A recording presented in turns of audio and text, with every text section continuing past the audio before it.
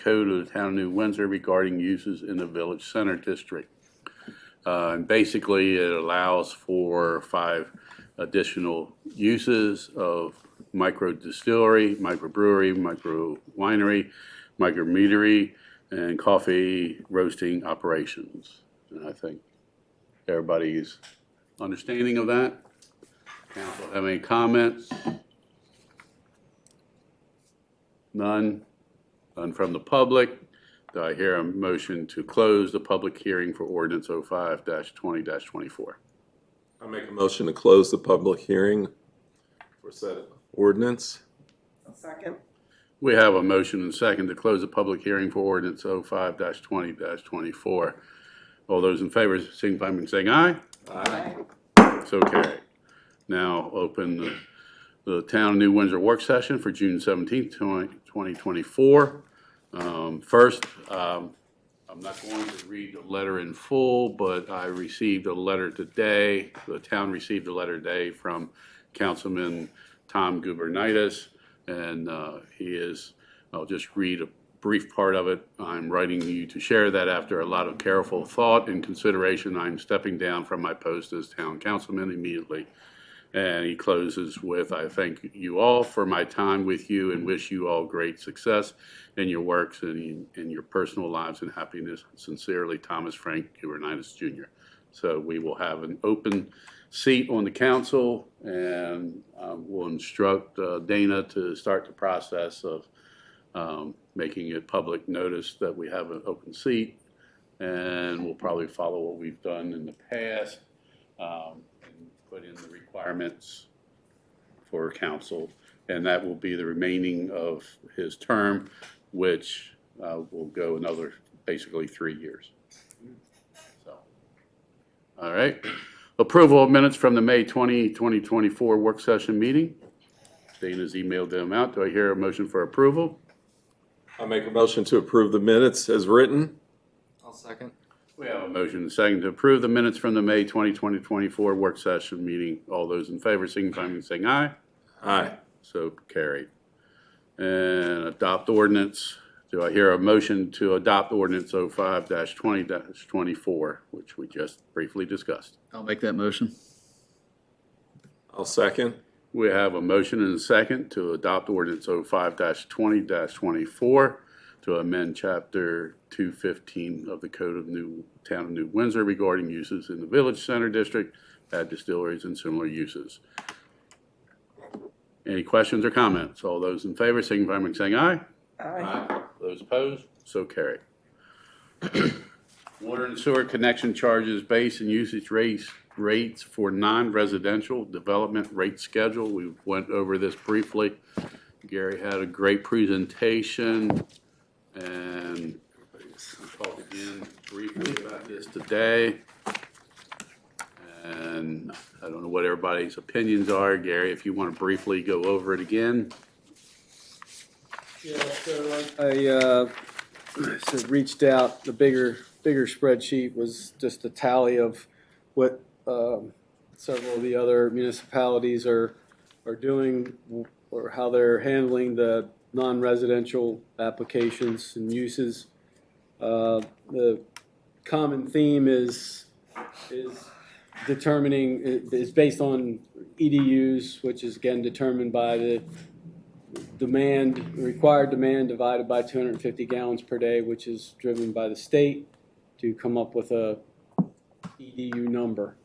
I think if there's also, I gave some 3 options, and then I also talked about whatever option we decide, whatever fee is adopted or schedule is adopted, it would cover 3 different scenarios of different types of buildings. One would be a renovation of an existing building with no additional water or sewer requirements.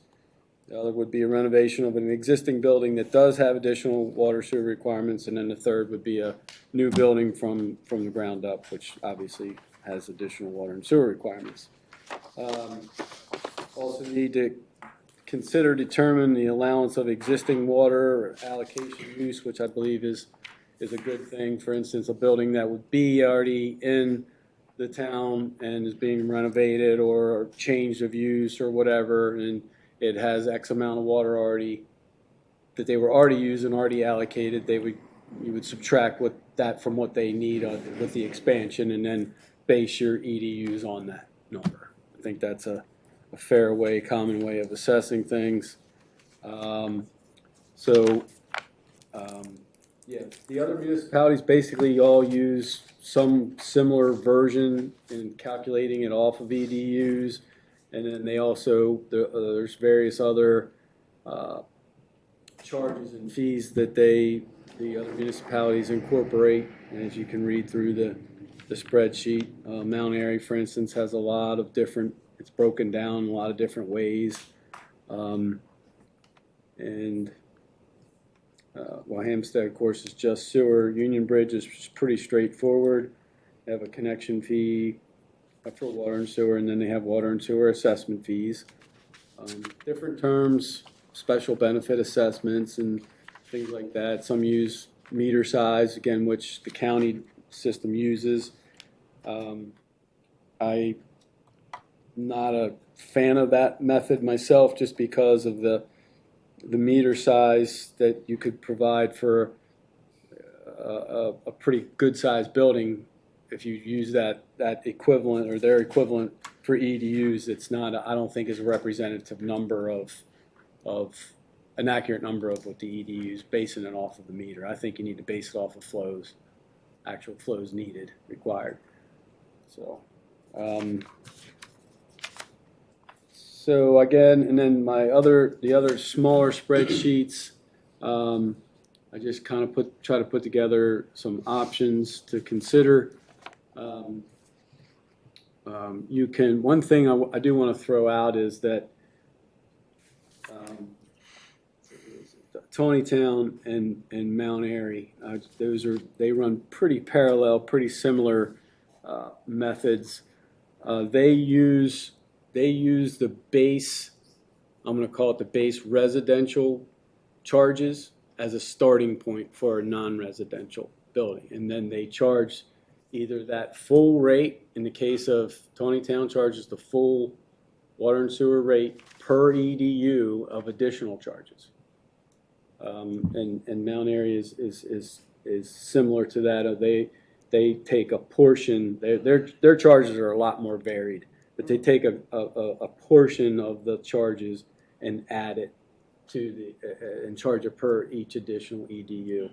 So one thing you can consider that's you could, if you're looking at it, we're trying to establish a non-residential structure, then you could consider just assessing whatever value you all choose for each EDU, not using the base water and sewer charge to start with. That is approximately $20,000 for conversation purposes for water and sewer. So you could just, if you decide you want to go, keep the same EDU charge that the residential is based on and charge it per EDU. You could just take the number of EDUs and calculate it that way. The other option I have is to take approximately a half of those fees, and I'm using round numbers because the water number for us is just under 10,000, and the sewer number is just under a little over 8. So I would just say half and round it up to 5,000 for water, 4,000 for sewer per EDU. Or the third option would be to take a quarter of that number. I don't think you want to get it. I mean, that's up to you all. I'm just throwing stuff out there, but I don't think you want to get into any more various, structures or options. But yeah, so I think we need to get something that we're all comfortable with, that we think is fair and equitable for your non-residential type applications. Well, my first thought is that, if we have a base rate and we're going to charge it per EDU, I think the fairest way is to charge the full, like example 1, where you have a full rate times the EDUs. If that number's a large increase, maybe we talk about changing that that base number, but I wouldn't think that, you know, taking half off and just saying, oh, it's half the value, it's just simple to make one even number in my mind. Well, in the second part of the smaller sheet, I ran just some calculations of what, you know, what those fees would total with those scenarios. So you can see the difference in there. And I just used a building renovation requiring 3,400 gallons per day that you would, so you divide that by your 250, it equates to 13.6 EDUs times, under example 1 or option 1, the 9945 gives you 135,252 on the water. That same EDU count times 8,081 is 109,901. Your total connection, water and sewer connection fee for that scenario would be 263,179.60. Then I just did the same process below with the different half and quarter calculations, just to show you the difference in the revenues, I guess, generated for those impacts associated with additional water and sewer. Gary, can you talk to me a little bit about, you mentioned that you don't think a good way to base the EDUs is upon the meter size. Mm-hmm. And I'm assuming you're talking about whether it's a 5-inch, 3/4, or an inch. Right. Okay. Right. That you feel the flow is better. Okay. When I was studying this, I was starting to lean towards, I thought maybe that was the meter size might have been a good way to do it, because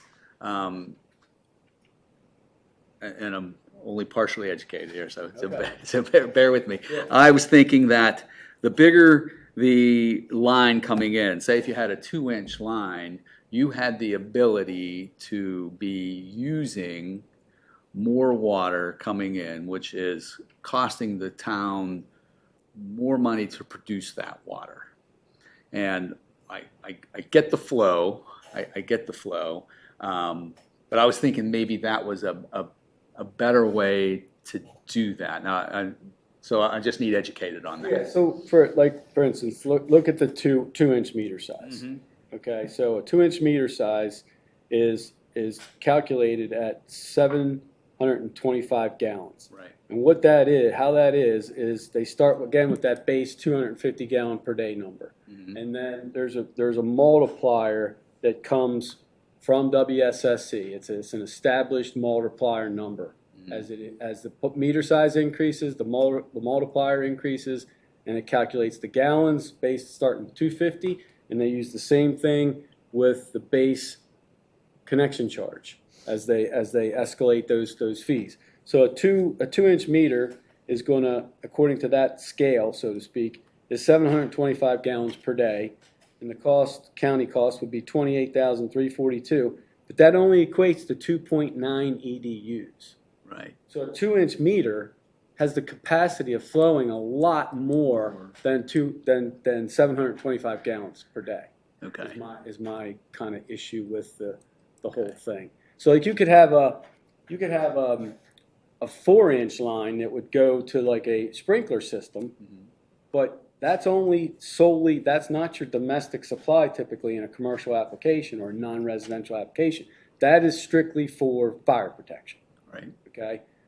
Your potable or domestic meters connection size is going to be smaller, even on a higher use customer. You know. So I think. So just to help me a little more on that 4-inch line, right? Yeah. That's installed for sprinkler usage. That equates to 14 EDUs. That multiplier. Okay, that's 14 EDUs. So we would be charging a developer that installed that line 14 EDUs worth of cost if we went this way.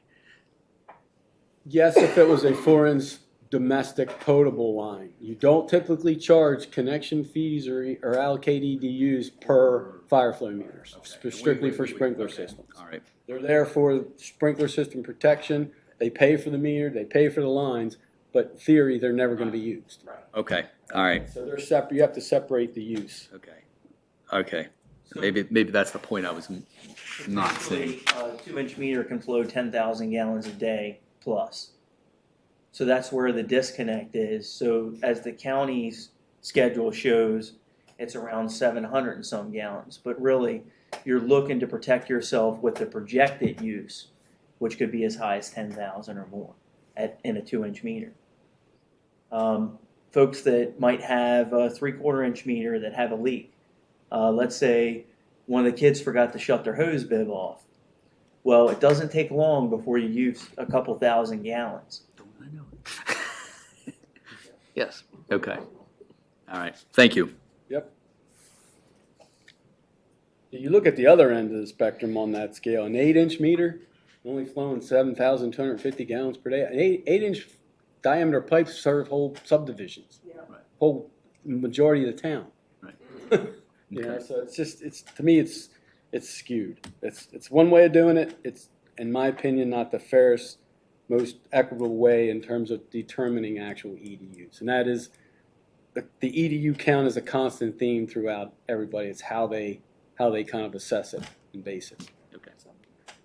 Wayne, do you have any other thoughts on this? I would say that the county option doesn't offer the town protection against possible increased use or allocability or supply demand, whereas these other options offer, more protection in regards to treatment and processing and handling it at the wastewater plant and things of that nature. I think part of any developmental review process, there's always projections that include projected daily water use. And so these are more favorable in those respects. Gary, do you see any reason or justification of making it a different formula for new building versus renovated, when renovated may already have had EDUs calculated years ago? Well, that's what I mentioned earlier on. I think a new building is not going to have any prior allocation or use, right? So an existing building that did, in my opinion, and being fair, should get credit, so to speak, for what they've already, their impact to the system's already there. What we've already seen. We've already seen that. Yeah. Now, you have a renovation to a building that's going to, let's just say, double their use. They should pay. The EDU count should be based on the difference, the additional usage. Yeah, makes sense. I think that's fair. I mean, the new buildings is everything. It's ground up. Right. It's all. It's all Right, scratch. that's kind of easy. Yeah. That's an easy one. So is everybody just kind of keep track here? Does everybody agree with just assessing whatever fees we determine area connection charge, whether it's full amount, half, or a quarter, just there, not starting with the base as one and then adding to it? Am I making sense there? Like, I think in my calculations, You have a base, and then you I have like starting with the base residential fee Right. Right. and then charging either that full amount or some portion of that amount for each additional EDU. I agree with that. We all, okay, we're just gonna start, we're not gonna count that. We're just gonna charge them a rate per EDU required. Yes. Okay. Mm-hmm. Everybody good on that? Yep. All right. Yep. That's a good starting point there.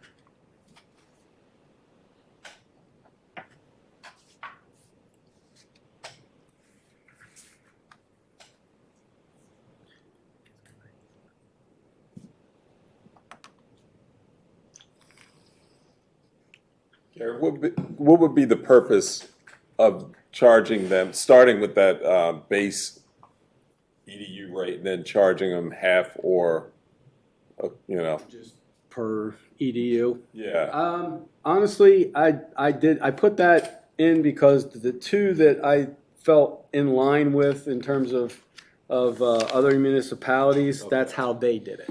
Gotcha.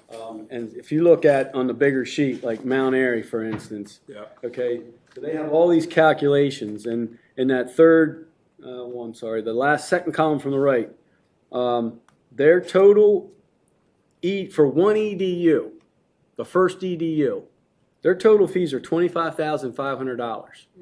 Then they turn around, they take portions of what they were charging for that first EDU, which totals $8,900 for each additional.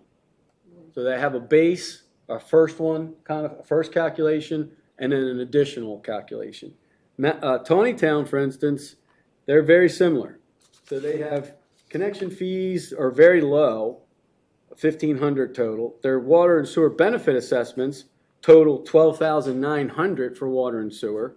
So a residential new house pays the $1,440, which is the combination of those two fees, and then non-commercial or industrial use for water and sewer pays the $1,500, which is the connection for water and sewer, Right. plus the $1,295 for each additional.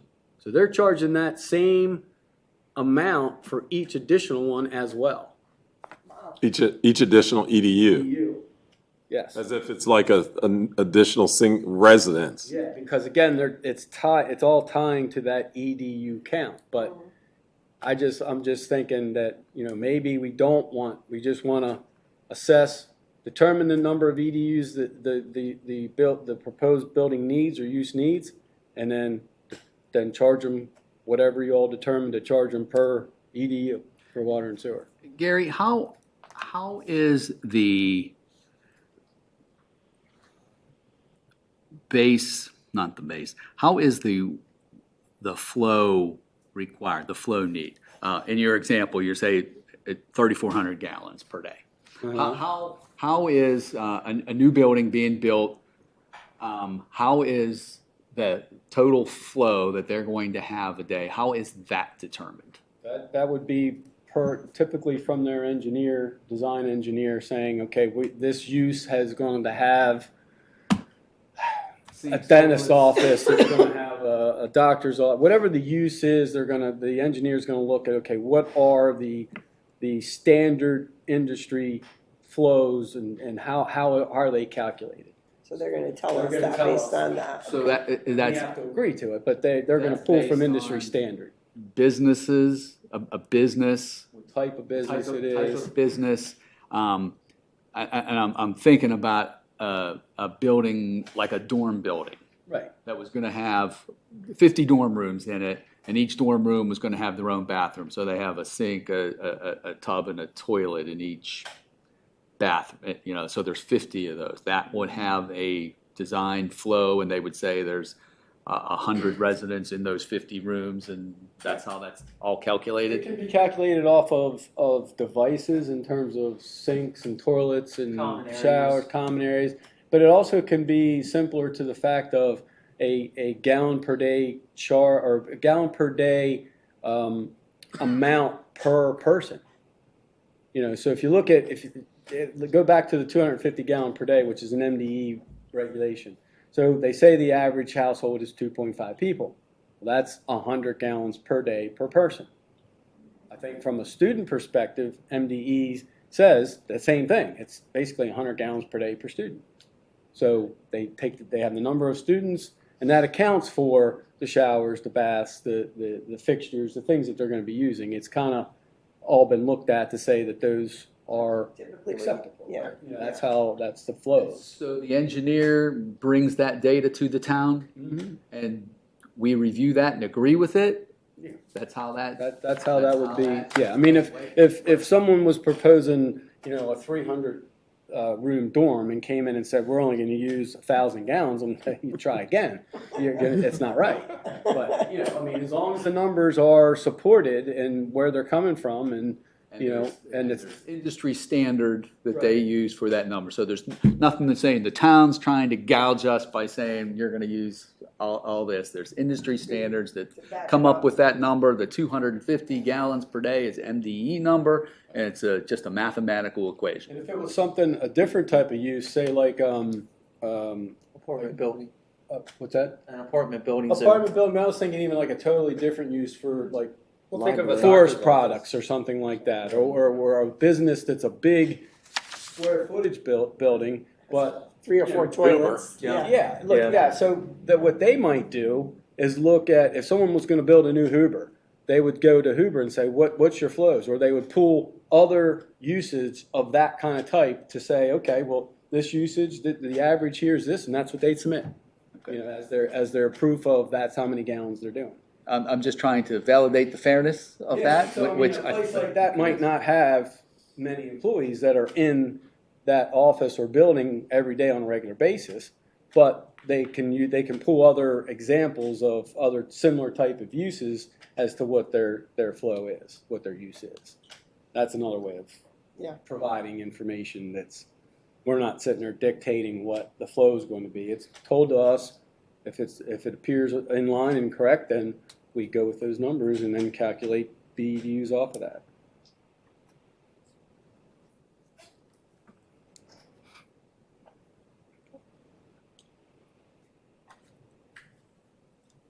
So my only remaining question then would be is if we're going to start calculating by these EDU numbers instead of just a flat rate, is the 9,900 for water a reasonable amount that you guys think would still be in line, or because that's going to be the Well, that's a good point, and the current, I got so many papers here. Hold on. The current rate schedule that we have was finished and ended in fiscal year 23, I believe. I got it here. No, actually 24. And then there was an inflationary factor in both base rate, usage rate, and connection fee built into that adopted resolution.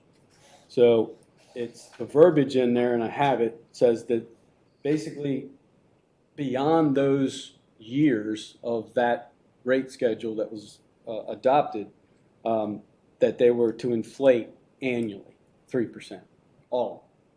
But now, if you recall, you all voted to hold them for last year and then also for this year, which reminds me we got to do a resolution to that effect. We did it for last year, but we have to do that for this year. But we did.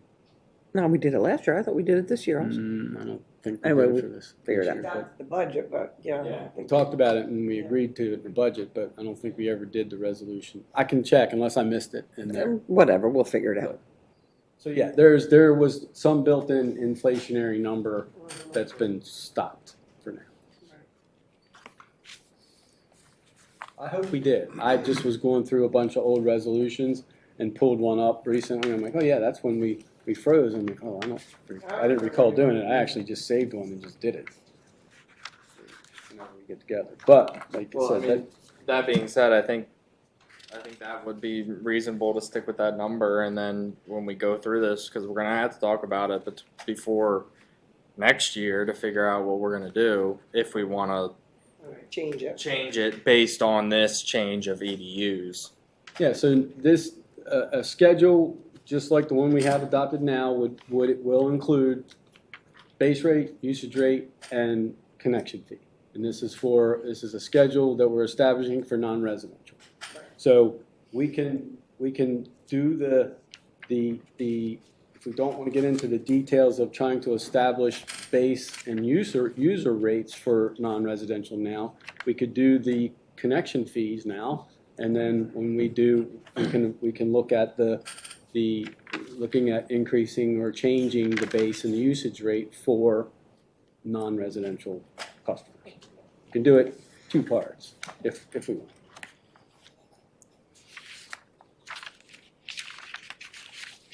I think that would be cleaner at this point. Yeah, I'm just thinking it might simplify the process right now, because there's I guess there's probably as much, if not more, information that could go into a decision of what to set a non-residential base rate and usage rate as there is Yes. that we've put into trying to establish the connection fee. So that's my point there. So not to muddy the waters, but let's say someone's He's gonna muddy. engineer came up with an estimate on projected daily water demand. And let's say that's 3,000 gallons per day. And after a few quarters, we notice that they're using 6,000 gallons per day. We should probably have some kind of policy in place that if the demand, the water supply demand increases more, that we have a protective measure in there in case the estimates were higher than what was originally proposed by, So we can make an adjustment. that we can make an adjustment. Higher or lower. Or lower. Yes, correct, More than correct. likely, Adjustment, period. Correct. Ability to adjust as actual flows come on and we see, okay, you said you're gonna use 10,000 a day and your bills for the last year are showing you're using 15,000 gallons a day or you're using 5. Right. You know. Either way.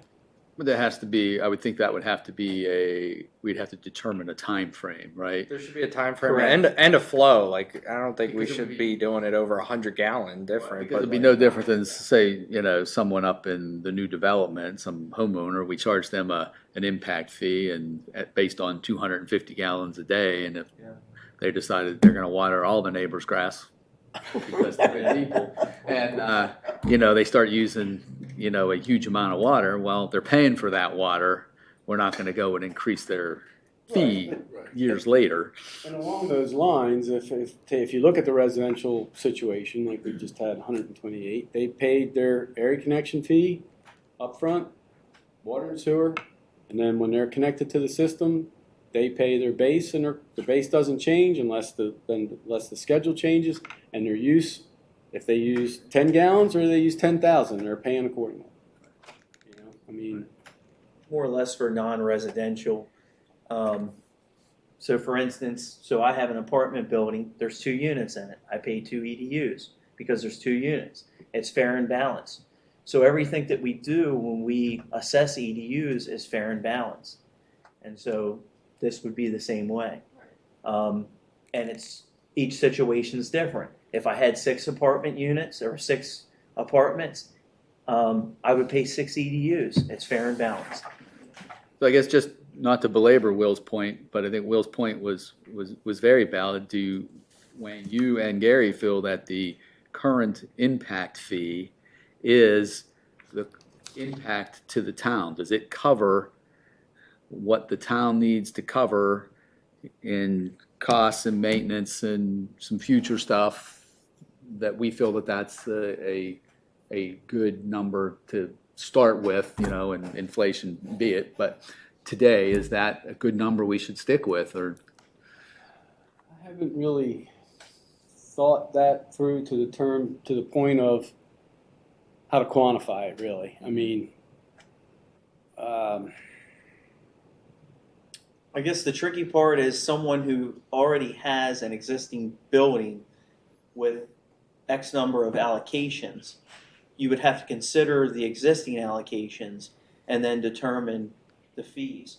Whereas I guess the impact would more or less be on, it would be worse for a newer building, because it would be X number of gallons and that is all new. Well, from a cost perspective, what I'm saying is, like, say you have 6 apartment buildings, but right now you're only paying 2 EDUs. Yes. And we switch to 6 EDUs. Would it make more sense to keep this, $10,000 water fee per EDU, or say because we're charging now a fair 6 EDUs, it's 7,000 or 8,000 or whatever it may be? And I think that might be what we need to come back on and say, like, here's the math, and like with the projected increase, we could lower or keep the same or raise it, Right. depending. I mean, on that's a good point, because really we talk about almost all the time about how the cost of everything is constantly increasing. It's an inflationary factor that, you know, we built it into our old schedule to inflate at X%, which is probably pretty low, in my consider, based on current inflation rates today. So maybe you look at, say, okay, well, take that number and let's add 10% to it, and then put in your rate schedule for it to increase 5% each year. I mean, you can somewhat compensate then for the additional cost and impacts to the system for the additional use. I don't have a specific number, though, to say it should be this or exactly or that, but we all know that there's inflation going on. We all know that the cost of everything's going up. So certainly wouldn't be out of the realm or reach to say, all right, we're going to establish a non-residential connection fee for water and sewer. And we're going to take what we had and add to it, establish it, and then put an inflationary number in it. So, you know, again, keep in mind that the connection fees are only a one-time fee. Right. Now, the base charges and the usage charges that we built into that same schedule are consistent for every quarter. And they will continue. Again, if someone is paying, you're going to pay, in Wayne's example, if he had a two unit apartment and he went and got a 6, well, he's paying 6 base EDUs or 2 base EDUs or 20 base EDUs in their water and sewer bill quarterly, plus the use. I just feel that impact fee to the town, we should be able to justify that number. I don't think any town should be getting rich off of an impact fee because somebody's building or putting a new EDU in their community, so they find a way to, yep, thanks for coming in, give me 25 grand. That fee should be justifiable to say, you know, it has a cost to the town for you to come onto the water system. There's maintenance, there's piping, there's this, and this. And I'm not saying to quantify the whole number, but we should be able to say, these are the things that make up that cost. And whatever that cost is what it is. And yes, there's inflation and we should do it. I just think that we should be able to. This is why we came up with this number. Yeah, it's just not an arbitrary number we pulled out of the sky because $9,800 sounded like a good number, and you know we should have that number. Going back and looking at some of the older rate schedules, you know, they were a lot less back then, and then they've increased and flowed through the evolution of the various rate schedules at some inflationary. I can't tell you how that original water and sewer connection fee was established. If I knew that, then I could probably put some kind of comparison as to, okay, those were the costs then, these were the fees, and now these are the costs today, and proportionally inflated, you know. But I hear what you're saying. But I think we could go by some generics of saying, like, if you're going to increase by 100 EDUs, we're going to need a whole new substation or a new well site. So then it will cost, let's say $1 million to get this up and running. Split that by 100 EDU. Just something generic. It doesn't have to be, dollar for dollar, but we could sit there and say, this portion is to go for the chemicals for the water. This portion is for, I guess by percentage would be better. That way it's not so much dollar for dollar, but more of a, here's what it's going towards.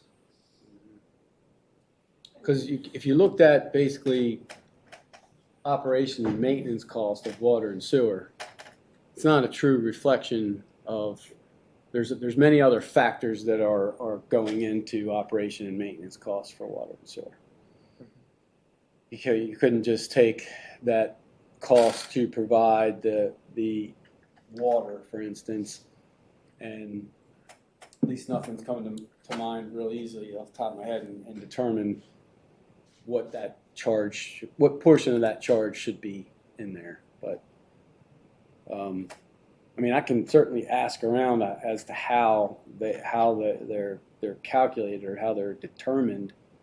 But I did not ask that question in my initial reach out to the. It would be interesting to know what others are doing. Maybe even Can you just. find a spreadsheet from Frank? Yeah. I can find a lot of spreadsheets from Frank, most of which I can have no He would have way been the of one that understanding increased it. what's inside of it. Yeah. I've looked at spreadsheets of his and just, Because what, the Right. one,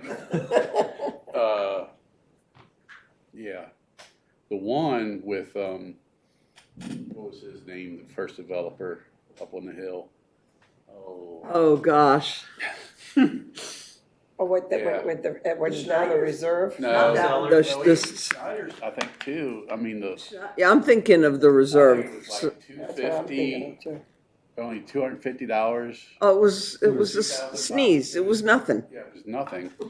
And we couldn't wait until somebody else took them over with a new public works agreement. Yeah. Because they had That's- ancient stuff. Yeah, that's when because we weren't charging anything. But now you remember better than I, I'm sure.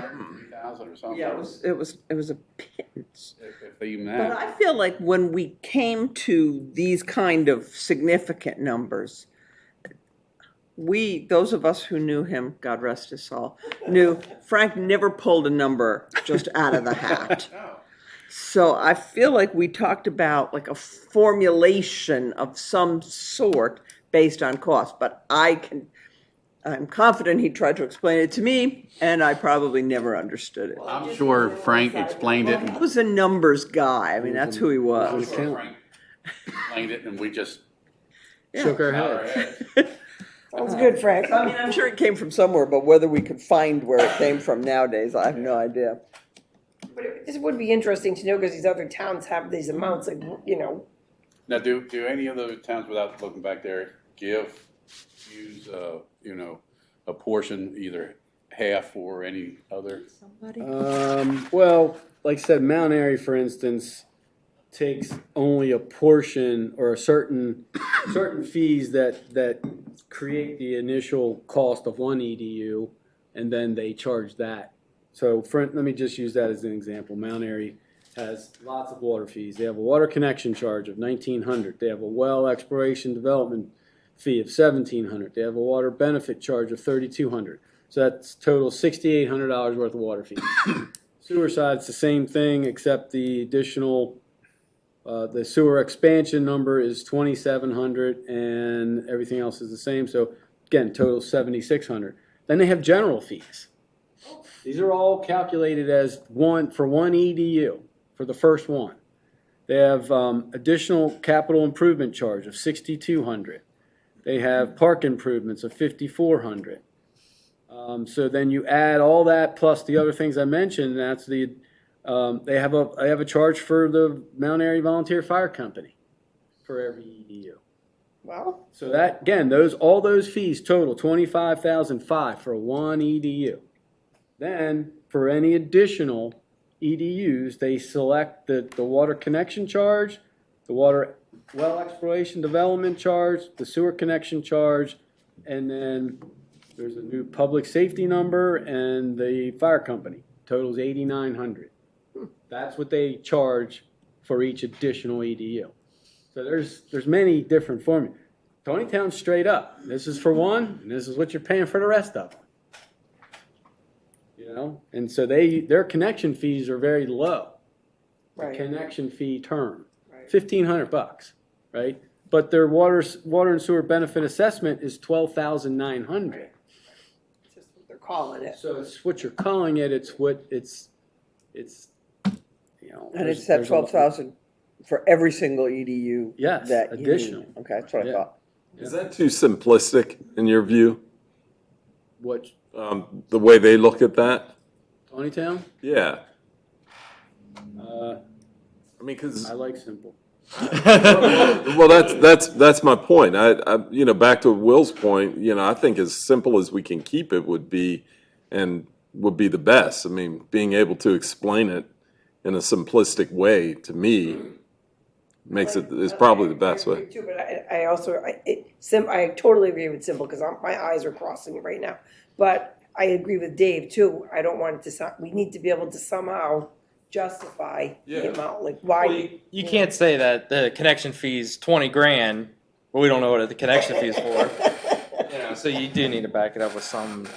Well, Something. I was wondering, I mean, like, new public safety? They're just like taxing you. There's Right. just like a little Like- tax that they throw in there. I mean, I don't want us getting into that. I think that one's You'd on the have more. everybody here saying, I need a tax, more money for us. I think Tonytown might be on the simple side, but I think Mount Airy is more on the complicated side. Well, So but the flip side of that is Around when police. they're going Oh, police department, yeah. reduced for 2, 3, 4, and 5. Yeah, It's easier to say, well, for 2, 3, 4, and 5, we're taking out, because they have identified so many different numbers, that's easier to say we're taking out items, 1, 3, 5, 7, and 9, but you're gonna pay 2, 4, 6, and 8. Which, if you don't have that kind of, and I'm not suggesting we do that, mind you, but if you don't have that kind of delineation in your initial fee, you can't go back and say, we're not gonna charge you part. So that's part of my question, is if you do say we're only charging you half, why? why? If the green beans cost $1, the green beans cost $1. So maybe a better comparison now that I'm looking at this. Look at Tonytown and look at Union Bridge.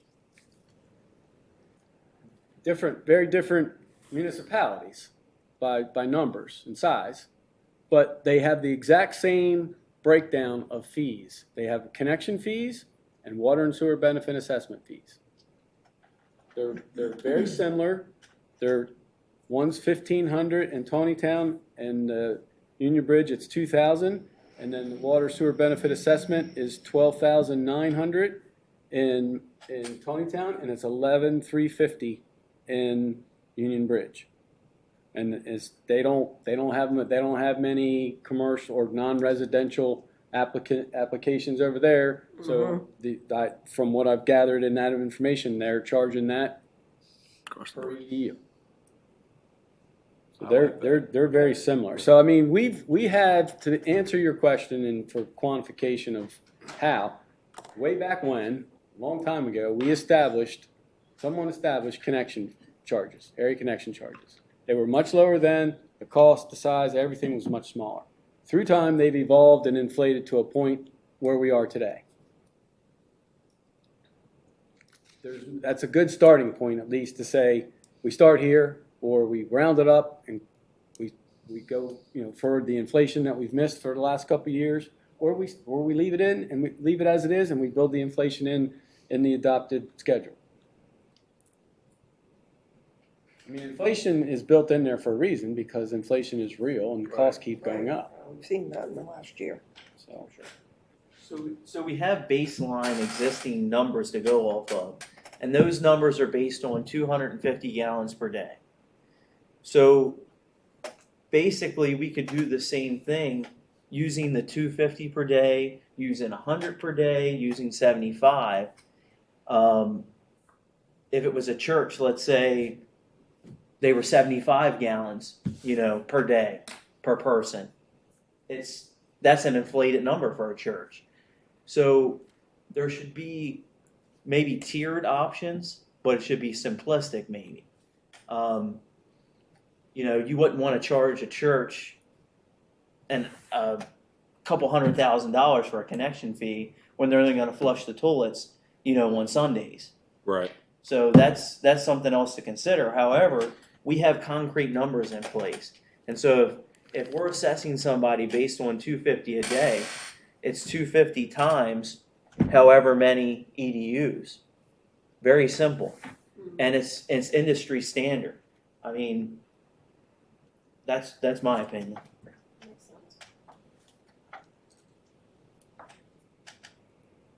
But you want to use what we have currently for an ordinance? We're going to need an ordinance, right? I think we can do resolution. They've been done by They've been done by resolution resolution. routinely. We went back and looked. I laughed. He went back and looked, and then we talked about it. All right. So we could have a resolution do we need it written down before we do a resolution, or can we? We talked about this too. You knew the question was In coming. order to pass it tonight. I don't love that, but I think it's doable. If there's consensus on all of the aspects that you need tonight for immediate application. I know we're talking about, inflationaries and what are we going to do maybe to modify some of the extant billing for current customers and current buildings and things like that. So there's more to this than just this element of it. But I think if we can figure out a nice, clean wording for the minutes and the clerk and the attorney who's going to have to write this, tomorrow afternoon. Well, that's what it is. This is this one. I think you can resolve tonight to do this and then just sign the paperwork afterwards. Couldn't we resolve it at the rate that it is now, and then like if we wanted to modify that base number? That's what I said, use today's number. Right. Use today's number in the resolution, and then say subject and to. go forward. But the other question that would need to be clear, and you all may have landed somewhere, but I didn't follow you down. For each additional EDU, are we going to use the same, whatever it is, 95, 99, 45 number? Or are you going to do a modifier of some sort? I mean, that needs to be understood. I think you all are landed, we're going to give credit for any kind of existing use. Right. New uses starting ground up. You feel that where the initial or the base, let's call it the base connection fee, the one and only that we have, we'll start with that. And then the only thing really to be decided is is that per EDU, or is there some kind of Tiered prorate or reduction for additional EDUs for someone that is going to have a high EDU count versus someone that, an impact of 20 grand is one thing on a house. An impact of 250 grand on a bigger user is a different thing. However, they're going to be using more water and sewer. Right. I'm not trying to. I understand. I'm just saying, it's not like we're making some homeowner do something that who is one. We're talking about per EDU. It's totally fair, right? And the assessment per EDU is the assessment per EDU. If you got one, you pay one. If you got 10, you pay 10. I think that's as fair as it could be. I think for a small town like us too, I would want to stay out of the business of having all these tiers and these levels, and we could say one EDU is this price you're paying at times however many EDUs you are. And if we need to adjust the base EDU rate, we'll do that at a later time. At this point, we're going to hold base and user rates the same for the non-residential schedule. And now the only other thing I guess we have to do is say, are we putting any? Because we're gonna establish a probably 5-year thing, a 5-year fee or schedule that like we did with. That works for me, but I don't vote. So, okay, are we going to establish a 1 year or are we going to establish a 5-year? The existing one that we had and the ones we've adopted before were for several, I think 5 or 6 fiscal years. And they were inflated accordingly. This year it's this and this year it's that, and inflates throughout. Well, and that does say 3% every year thereafter. And they were inflated. So even though it's the same 5 percentages from fiscal year to fiscal year, and then beyond that, they were increased. None of our fees are inflated. I'm sorry. The water usage rate shall automatically increase at a rate of 3% annually. But we are only talking about our Non-residential. and our connection charge. Yes. Sure. This is not, Right, so this is not affecting the gallonage charges or anything else. so I would be in favor of having a yearly inflation built into that. into our ordinance, that every year it goes up with 3% is the correct number for inflation, that we use that number, that every year it goes up. We start out with our current rates and let's roll with it. For connection charge. For connection and- charges. And base and usage? Well, the base and usage is already. Yeah, but what I'm trying to get to is we want to establish a non-residential rate schedule, water and sewer rate schedule. It's got to include, however we want to do it, connection charge, base and usage, and for both water and sewer for a period of time. So we can keep everything the same for the first point that we're in, I guess, and then we inflate it or not inflate it Well, I think it only through makes the course of it. it only makes schedule. sense if you're going to increase annually the residential fee, the non-residential fee should increase as well, the 3%. That being said,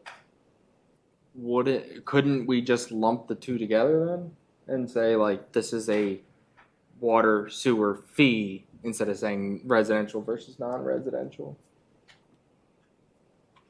Like that's a usage fee. For the usage. Because But I guess actually, if you just say it per EDU. per EDU. It doesn't matter if you're residential or If you're non-residential. residential, you have one. If you're apartments, you have as many apartments as you have, and if you're other commercial uses, there's a calculation of EDUage. This is why I don't like to do things verbally. I understand, but. I understand too. Move on. I don't need. I mean, I want it to be right. I don't want to rush a decision. I don't want it. I want it to be. Well, I guess you're starting to wrap me a little bit around the axle. We're talking about the connection charge for non-residential. We're talking about our connection charge, okay? And that's one thing. Mhm. One time, one thing. And now we're also trying to mix in the water base rate. But if they're not changing, why do we need to? Why are we doing that? That's fine. I'm trying to understand, I'm that's all. trying We to. don't have a different water base rate for residential or non-residential. We just have a base rate. Doesn't matter who you are, that's the base rate. So that's the thing that we froze for this year, it's frozen last year, okay? Has nothing to do with the connection charges that we're trying to nail down for non-residents, right? So that's just one thing we're doing. And that thing I thought we were agreeing upon was we're gonna stick with our current rates and we were gonna build in a Modifier, basically. inflationary factor of 3% every year onto that, and that's its own thing. Yeah, I think that can be its own thing. I think that's cleaner, frankly. If none of these are gonna change from, we're pointing at the original 18, so everybody sees the two of us pointing and we don't know what. But these aren't changing, so we don't need to re-establish them. So we just do then a resolution for. We'll just do a resolution for for- non-residential connection fees, because that is part, the reason I was putting them together is the connection fees Are in are there. part of this initial resolution. Okay, I was not following that. There was 3 factors in that schedule. But Base the- rate, usage rate, and connection fee. If we want to just do one for connection, that makes sense. We're not changing anything. We can do a resolution for I think we can do that. Because Okay. personally, I feel that we never should have froze the connection fee 3% factor over the years. Like, we froze that because it's all lumped together. Right, I mean, Right. it shouldn't be. We were trying to do a service to our citizens and keep our water rate down, but I was not trying to also keep our connection. Right, because that does get impacted by inflation. Yes, so I think I would like to see that separate, because I think that should be what it's gonna be. That actually simplifies things. It does, and I apologize for making it complicated. We needed to have. No, I didn't realize it, I didn't realize it was all together like No, that. we're gonna have to just do a little bit of verbiage to specify that notwithstanding, blah, blah, blah. We can do it. That's her. Yeah, everything's blah, blah, blah for me. I think yada yada is too annoying, so I use blah, blah, blah. We'll deal with it. So just want to hold off, or No, I think we can do it, and then Resolution. what I'll The do, connection fee only. 06-17-24?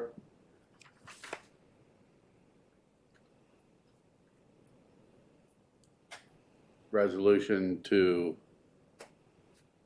how you want to you're word really it? not supposed to be moving, you're the mayor. He's just No, giving I'm us not. the I'm words. just trying to- You're giving us the words, all right, good, He's helping. good, I need help. Yeah, what is it that we should be saying here? We're establishing connection charges. Establishing. Non-residential connection charge. Connection fees? Fees. Yeah. Water, sewer. Mhm.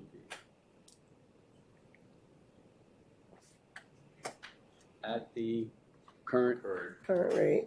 Do you need to list what they are? I have them here if you need them. We're just on the EDUs, right? I mean, the connection. Connection fees. Right. I'll get you those in 1 second.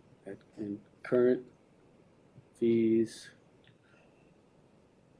water, sewer. Is that the 99.45 $99.45 for water, and 80.81? Correct.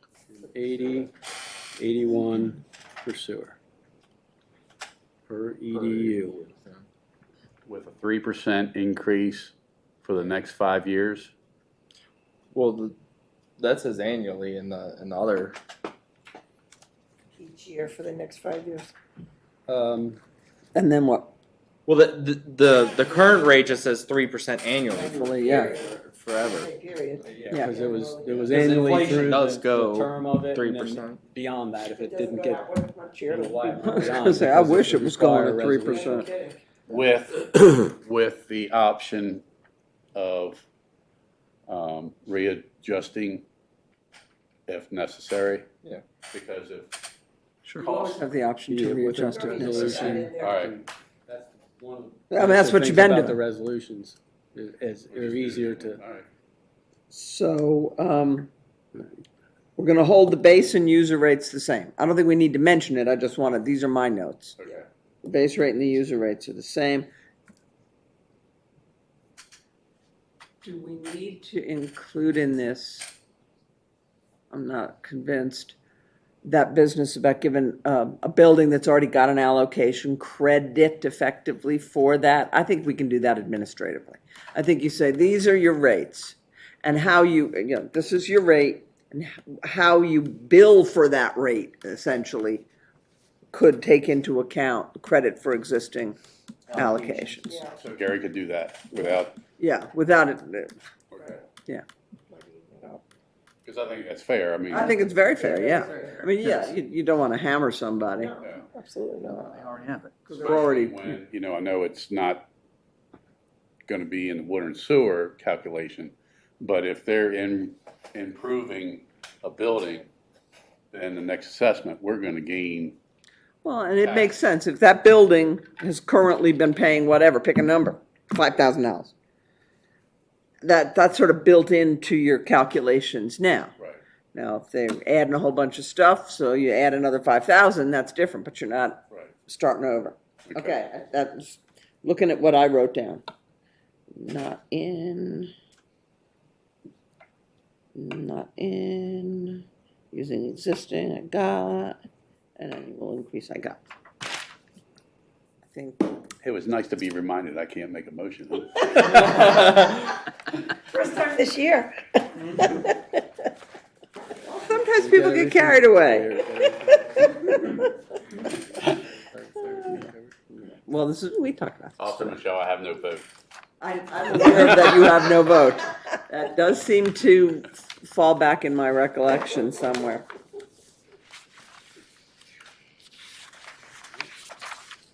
So you got enough for a resolution? Yeah, I think you've got enough to make, for somebody to make a motion. and vote on it. To and adopt Resolve. Resolution 06-17-24. I'll make a motion to adopt 06-017-24 as stated. Do I hear a second? I'll second. We have a motion and a second to adopt Resolution 06-17-24. Any questions or comments? All those in favor signify by saying aye. Aye. Those opposed, so carried. Thank you, Gary, for all that. And I'll get a draft out, All right. I hope the next day or two. All right. Updated handbook, proposed revisions. Anything particular you want to address tonight?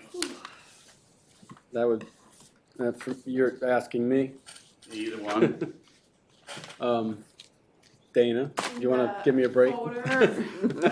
In the folder, we talked, or last meeting, we talked about the maternity and paternity leave.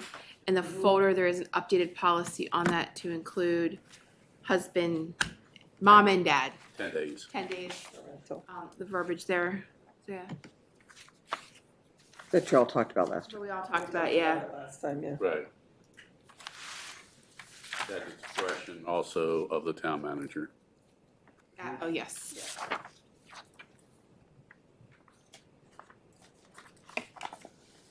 So again, in the draft that is in the folders, any changes or additions that we made in the staff review and establishment of this handbook are highlighted in yellow.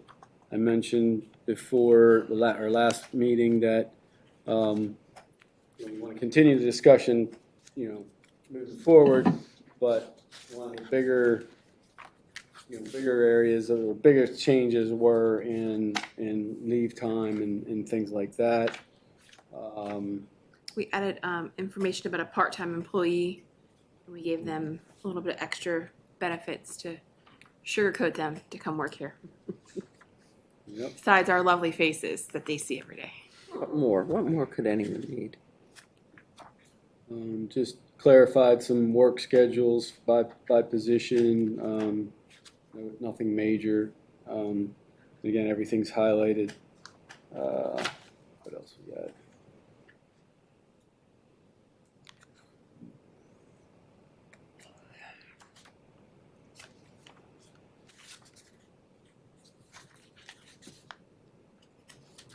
Do you all have any questions for us?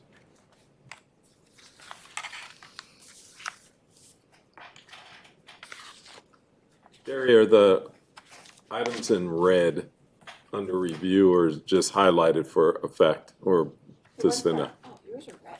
Most of them are yellow, but this one about drug usage. Oh, I am not touching that with a 10-foot pole. Okay.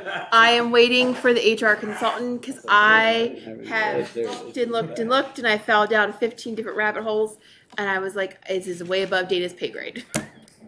So, yeah. It's a real specialty nowadays. Yeah, and it's a changing school of thought around it nowadays too, so yeah, let the HR person look at that. I've already, and legit, and I have already talked, and it just made it more complicated. Pay the man. So that's as written in the book That's already. as written in the book, yeah, and Nothing again, changed. we're not Sounds gonna change good. that, we're gonna seek her Let her guide us professional there. opinion. I have the options from legit and what they suggest, so when I meet with her, we'll mush them together. Okay? So we'll wait for that then? Well, and we can wait for that. We will, obviously, but Yeah. when does she expect it? Like Tentatively start beginning date, of August? beginning of August, yes. I'll reach out to her tomorrow just to confirm everything since we're. But in the meantime, we don't have to sit here and hammer it all out tonight, but I'd like you all to look at those highlighted areas and generate any kind of questions you might have so we can work through some of the other stuff in the meantime. And What we want to do is. we're going to wait for her to come anyway and Yeah. give her input on it as well. Right. Exactly. But we want to have a solid draft Yeah. to her. And it's not what we've had when I came. Right. And I was like,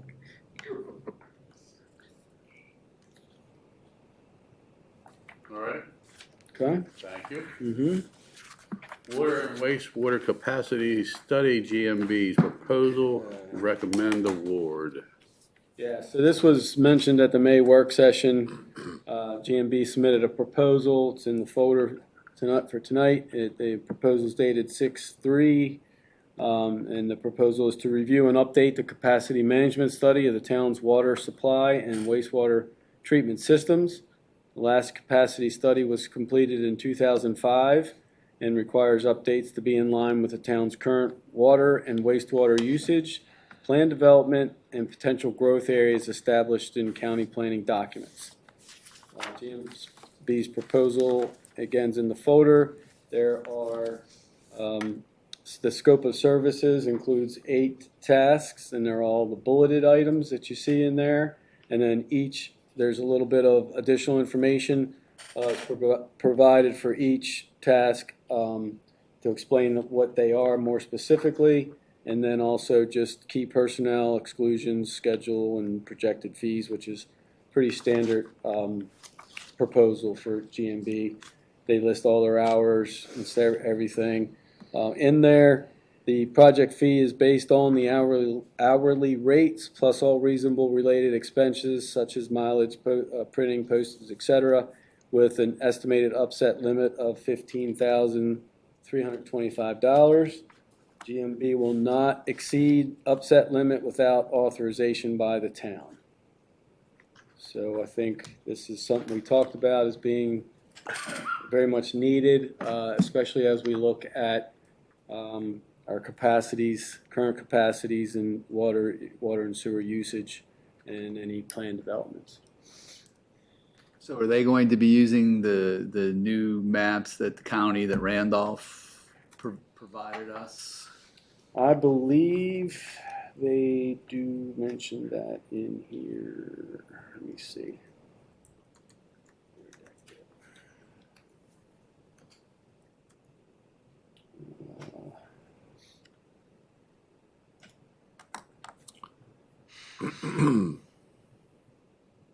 You know, those new overlays that, Number, it's the 5th bullet. Derive proposed water and wastewater proposed growth. Using information provided by the town and county, we will coordinate with the county's BLI and planning documents to review the proposed growth plan for New Windsor service area. Upon deriving and the proposed development, we will then derive the town's proposed water and wastewater capacity requirements. okay, okay, that's great. The output of this study, what do you envision the town we are going to get? The benefits. No, yes, the benefits, but we're doing all this capacity stuff so we can make some decisions that are going to help us with the funding of ENR for the town, right?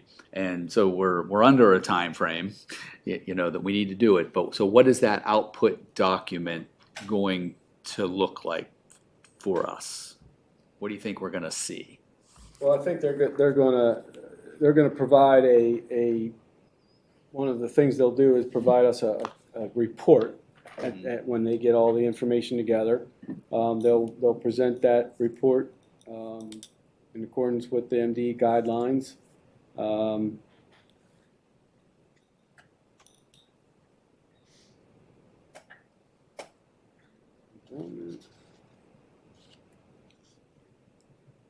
So basically, for our water and wastewater permits, we're required to have a capacity management plan. Because ours is dated and the last one was done in 2005, this is a critical step for us to be able to proceed in looking at future growth of the town, potential development,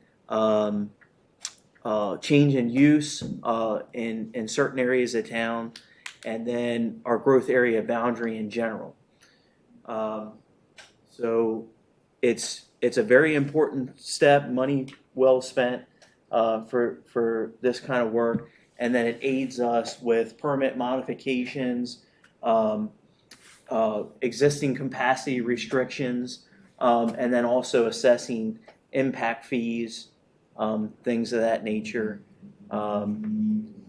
which would be under public works agreements or developers' rights and responsibility agreements.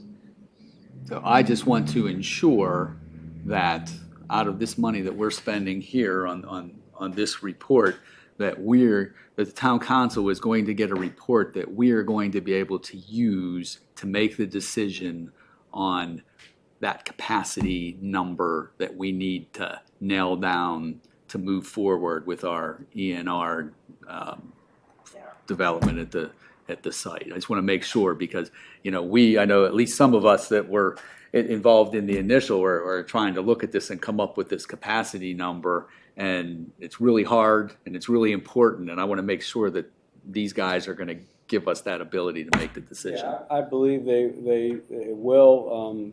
They're referencing that information, and they're going to look at the existing flows, water, wastewater, drainage areas. They're gonna get the billing files from us, and so that they're going to input and know what we're flowing, what we're producing, and then look at the future current and projected growth numbers. So I can specifically ask them that question if you would feel better. Well, no, I just want you to know, Gary, that ultimately I think what the town council here needs out of this report, we need it to be able to aid us in making that decision. It's got to be able to help us nail that down. And is it going to be in a time frame that will be adequate enough for you to, move that other proposal, that other GMB? The PER report. Well, that's what I was just looking at here. Their schedule is the data analysis will take approximately 8 to 10 weeks from notice to proceed, at which time we'll submit a draft water and wastewater capacity report. They'll go over that. They'll take any comments, probably make a presentation, and then upon receipt of the comments, then another 2 to 4 weeks. So you're talking worst case 14, 10 to 14 months. Okay. Explain to me the wastewater capacity study. How is that going to, what's that going to look like compared to what MDE already says water capacity is? We have a certain capacity with MDE, correct? Permitted capacity for the plant. So what's that, 115? Yeah, 115,000. 15,000 gallons a day. What are they going to do to show us what's going to be in the wastewater capacity? Well, that's where we are kind of got to this kind of hold up point with the PER is that we're only permitted at 115, right? But the future number that includes it's existing, it's future, and it's what's the third priority, and then future categories that are in the county maps and our master plan and the things like that show this future number of 250,000 gallons per day. Right. Well, they're gonna look at those. The map, like what we were going to try to do, is look at those maps and other things to say, okay, what are our numbers, long-term future numbers. So it's more future growth than really capacity. It's going to be capacity needs almost. You have to remember that inside those maps that show our growth area boundary, today it shows that our capacity number is 258,000 gallons. We're only permitted for 115. Right. We don't believe that inside that growth area boundary that all those areas are laid out correctly and accurately. Correct. And they need to verify, look at that, and give us accurate numbers. And that's why we had the county redo all the overlays of those maps to make sure that we had all the correct information that could be analyzed. Okay. It's going to be one of the largest critical planning documents that we do in quite some time. It's going to steer us in the right direction to make sure that we're building the plant that we need for our existing needs. And it's even going to help us with our water capacity. So anytime you go over 85%, you need a capacity management plan on water or sewer. So in essence, we're going to be able to say this is exactly where we are. This is what we have, and it's really going to be good for us. Any other questions or comments? Dana, we got that money? Sure. What I like to hear. I'll find it. Do I hear a Okay. motion to accept GMB's proposal for water and wastewater capacity study of $15,325? I'll make that motion. I'll second it. We have a motion and second. Any questions or comments? All those in favor, signify by saying aye. Aye. Those opposed, so carried. Development rights and responsibility agreements, review draft. All right, this is a phrase that you may have heard tossed about here and in many other places, including Carroll County of late. In the late 90s, actually, the state government, the State House adopted a conceptual framework that will allow individual jurisdictions to create contracts with developers, residential, commercial, any number of things. It's not mandatory that anybody do this, but if a jurisdiction wants to give itself the ability to create these contracts, it has to have enabling legislation. So the state legislation said, here's what you have to do if you want to do these other things. We don't have one. Not that many places have them, actually. It's a little surprising to me. But the topic has come up in connection with a couple of big projects that are being discussed for New Windsor. So there's a lot of reasons why jurisdictions adopt them. What they allow you to do is, for want of a better term, sort of freeze the scenario of where you are. Like, let's say you want you got bringing somebody in and they want a certain kind of zoning, certain district. In this agreement, you can agree that they would have that zoning, that density, that lot yield, whatever the agreement would provide. 2 years later, 4 other people get elected, and they don't like that lot yield, but meanwhile, the developer has spent $72 million on whatever the project is. That original lot yield is frozen. You can't change that. The flip side of it is, say you want a developer to put in a water tower. And so they might not ordinarily need to put in a water tower, but you know other things are coming down the pike and you want them to put in a water tower. If everybody agrees to that, and then that development gets sold to somebody else, the somebody else still has to put in a water tower. They're not designed for the 30-lot subdivision. They don't make any sense for the 30-lot subdivision. But they are generally used, or at least contemplated to be used, for projects that will take a number of years, 5, 7, 10, to complete, because of their size or complexity. Carroll County is looking at doing them, and actually that issue is being discussed by their planning commission right now. Frederick County has one, has the enabling legislation. They did one, and there was a challenge to it, and there was a case law all about it. And after they did that one, They changed all of their requirements to make it so there hasn't been one since.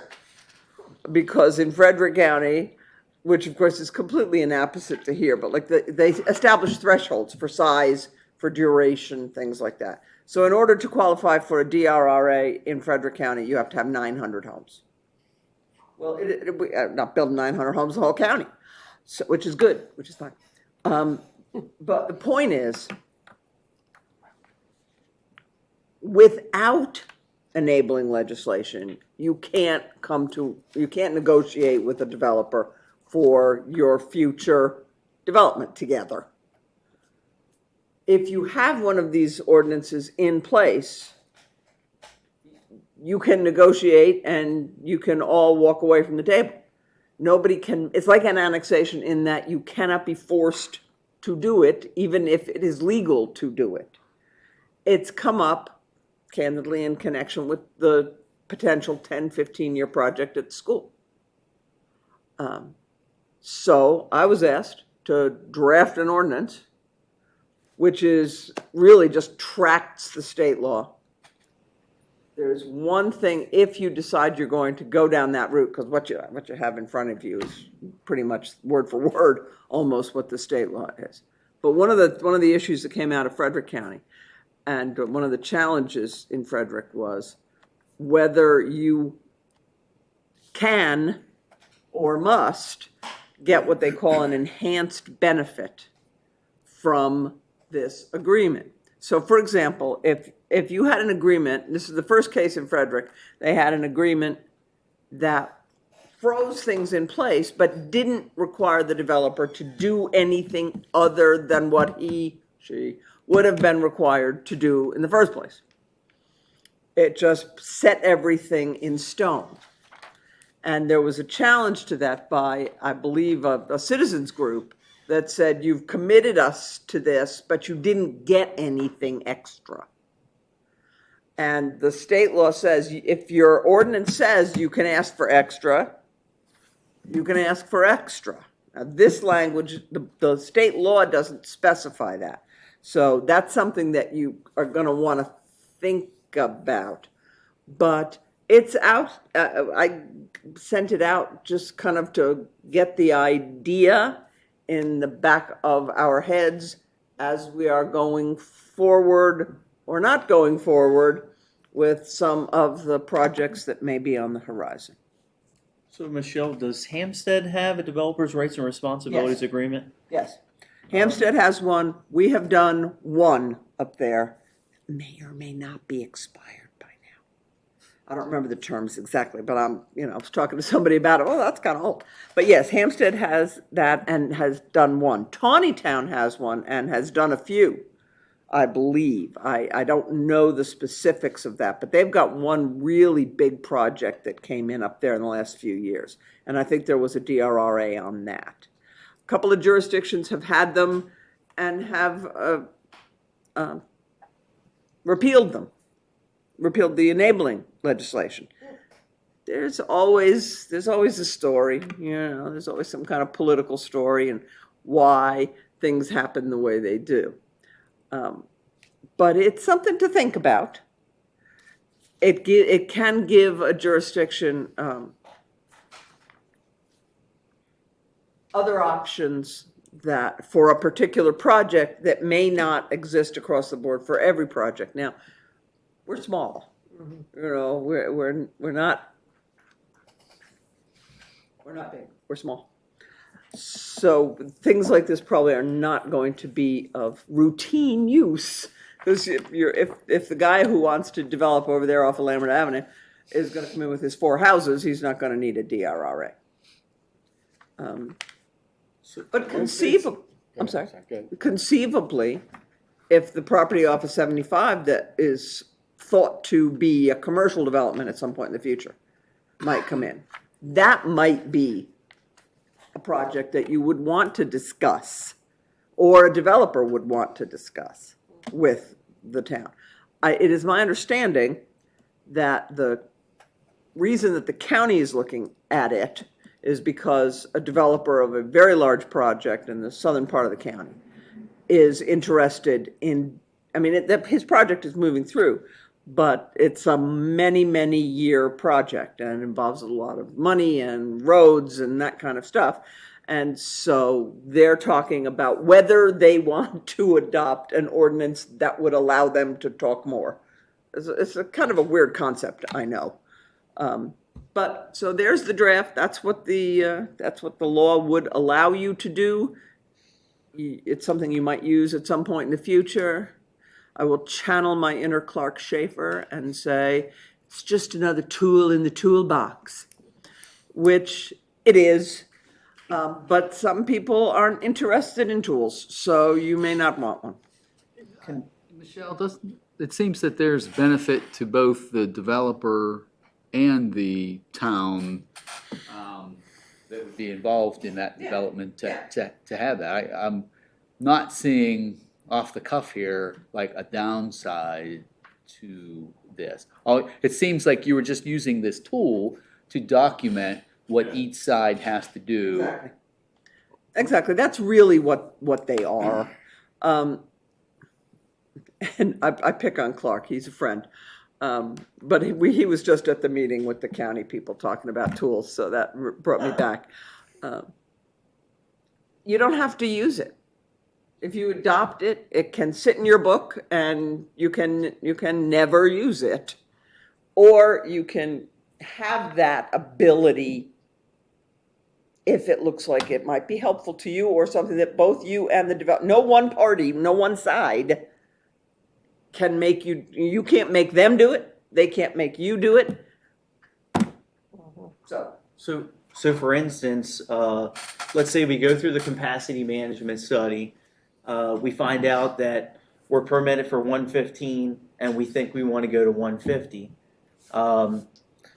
Outside of the 150, when we go to ENR, we forfeit any future growth of the wastewater treatment plant. Therefore, if somebody wanted to develop and their capacity would increase, or their projected capacity would increase the capacity of the treatment plant, then per a developer's rights and responsibility agreement, they could find the credits to add more capacity. They could deal directly with MDE. It would be less of a burden to a small town like us. So that's one scenario. Another scenario would be, let's say somebody wants to develop within the town. We've assessed our fees, but we don't have adequate water supply. We could make them drill wells for the town to meet their projected capacity. So it's a level of protection for the town, but also, in a way, a protection for the developer that yes, I can come to New Windsor and I can do this, but this is what I'm required to do. I need to drill a well. I need to upgrade a sewer station. I need to, update the capacity for the wastewater treatment plant. They might go through all that, and MDE might say, sorry, you can't update it. And then that would restrict their growth, but that's the state, and they make the rules regarding capacities. Let's say we modify our water appropriation permit, and then later on down the road, somebody wants to develop within the town, and they want to use X number of gallons more, and we're not appropriated for that. Then they would be responsible for going to the state and getting the additional allocations and the legwork and things of that nature. It would also protect us. Let's say our daily water demand is 50,000 gallons. If somebody wanted to double the water demand, they would then have to come up with the additional water needed for sustainability of their facilities. So it's a little bit better than a public works agreement, and it puts us on solid ground. Kind of sounds a little like a MOU, maybe a little more with more teeth. It's got a much larger bridge. But yeah, it's a negotiated contract between two entities about what's going to happen in the future. But can't do it if you don't have enabling legislation. So I've a couple things. It is an agreement that both the town and a developer would have to enter into. And you mentioned that it is very much different than a public works agreement. But how so? I mean, isn't a public works agreement set down and established between the developer and the town and the attorneys to say, this is the requirements of Snyder Summit? To some extent. But if somebody, and I'm not saying exactly what would happen on this, because I just don't know. But let's say we did a public works agreement with Snyder Summit. And then a new administration came in and wanted to change the zoning and didn't like it. And conceivably you could spend a lot of time in court. But under either of these scenarios, I suppose. I have not, it's surprising to me that there are not that many jurisdictions that have actually done them. And I think some of that is because the groups have not been able to reach a consensus. I'm not asking anybody to do anything now. I'm also getting, because county's getting more information from other places and I'm getting it too. So I'll be able to maybe fill out some of those questions. That's a good question, though, about the PWA, is really how different are they? I know that what they're asked for in the PWA are not the same things that are all listed, but some of them are. But the PWA is really more just to assure the provision of whatever the town is going to take over. Whereas I think fees in there too, right? There's fees. They locked in their area connection charges they for did. so many years and They had to did. do So, had to build so many houses per, I can't really per year. answer that question. I'm going to have to look at that and give that some thought. I thought they were kind of similar. I'm sure there are differences. And the last question I had was, you mentioned the enhanced benefit. And that you say it's not in the state law, but it is. You something can that we put it in your ordinance, And yeah. does it, did I understand correctly that it gives the town ability to ask for specific things? Yeah, well, you can ask for specific things, definitely, but it lets you, if you put it in there, it lets you ask for things that you couldn't ask for otherwise. Okay. And I would. Like Wayne's, I would like Wayne's Well. recommend if we did that, we would want that in there. Yeah. So for instance, correct me if I'm wrong, but this is just a scenario. Let's say someone wanted to develop within the town and they have a 5-year plan. But the current and future needs of the town is, hey, we need a production well. Per this developer's rights and responsibilities agreement, we could get them to predetermine a location, drill, have a well established. That particular site or that particular lot sells, but then the next person that is a developer that develops the lot would then be responsible for that particular well and making sure that they finalize the original developer's rights and responsibility agreement from the prior developer. Yeah, it would have, of course, so does the PWA, have continuing life. That's an interesting question that I just don't know the answer to. Does it What is transfer the and run crack? I know concurrent with the it, well, property? it would provide in it that it transfers. Right. The ability to.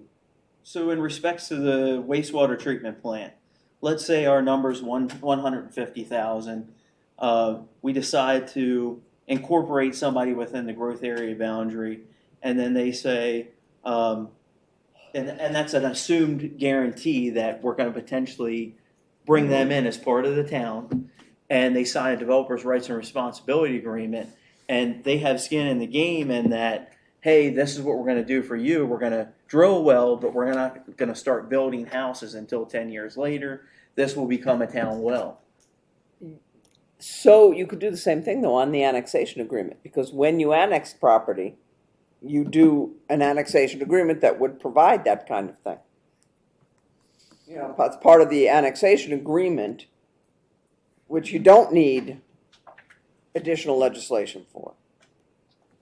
That same developer could agree to, to find and locate and test and blah, blah, blah, a well.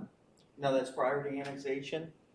Or, Well, it's part of the annexation. It's a condition, not a condition precedent, because they wouldn't have to do it before we annexed them, but you'd have, before the annexation happens, you have to have a completed and executed annexation agreement. Okay. So it's kind of an interesting area. And there's not a lot of case law about it, and there's not a lot of guidance, even though it's been around for 25 years. So let the county do all the work? Well, it's no point in you remaking the wheel. But, while they're working on getting a lot of information, I'm sure they would share that information, like they always do, with those of us who ask. All right, So anyway, it's just something out there floating around that was been discussed, so now you have one more thing in your pile of things to have. thank you.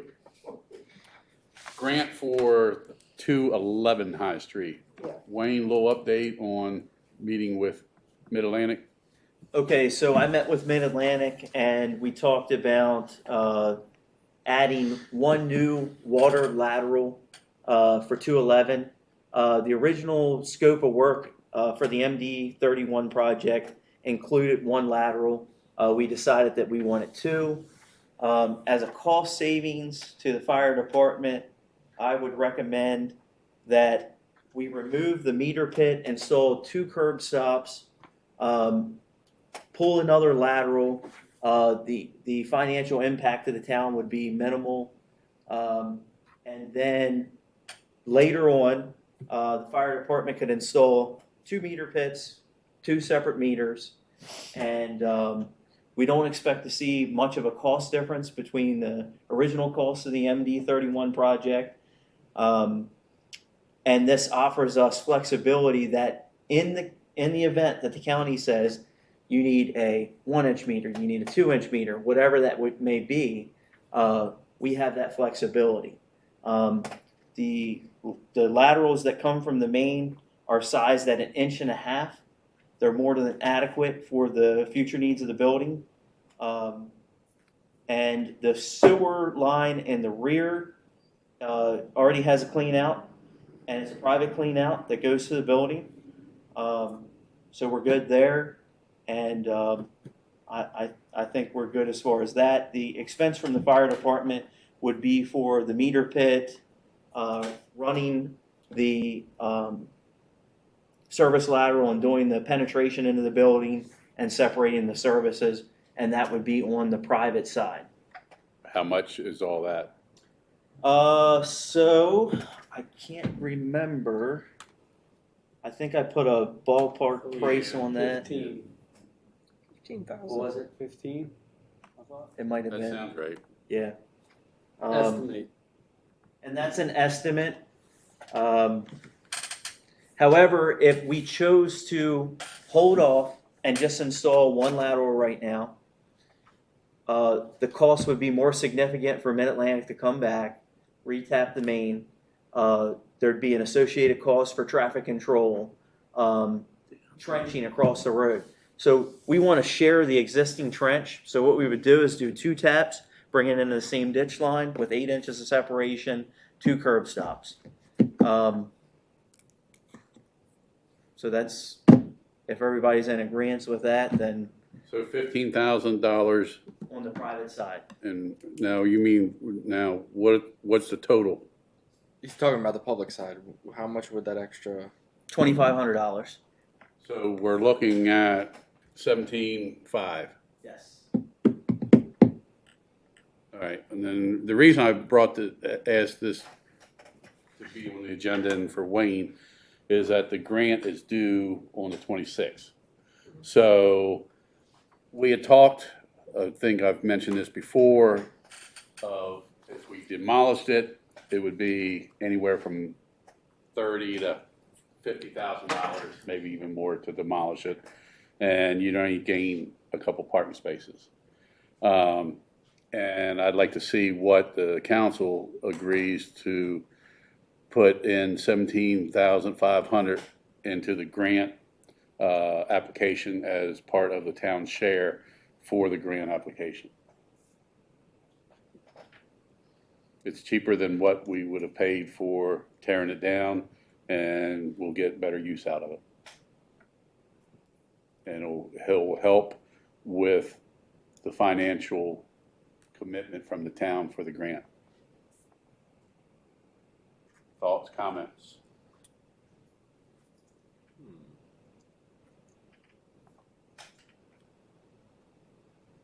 That's the only comment I have is, do we have to, obviously we're gonna put in that 2,500 to get the line there now. With the grant application, do we need to start the work, or can we commit it and then say if everything goes through, then we build it into the building with the meter volts? If we make that commitment, I don't think we have to wait for the grant to be approved. Sure.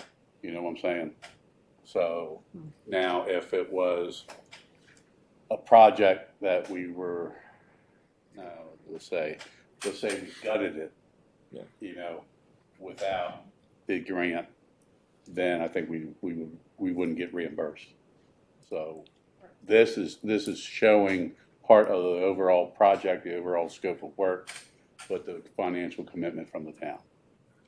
So. Yeah, I wasn't concerned about the financial commitment. I was just worried about, like, if we put in these meter vaults and then we put in a 1-inch main and then the county comes back and says, no, it needs to be 1.5 inches on each, then we don't have to rip it out, or we could kind of like wait on that part.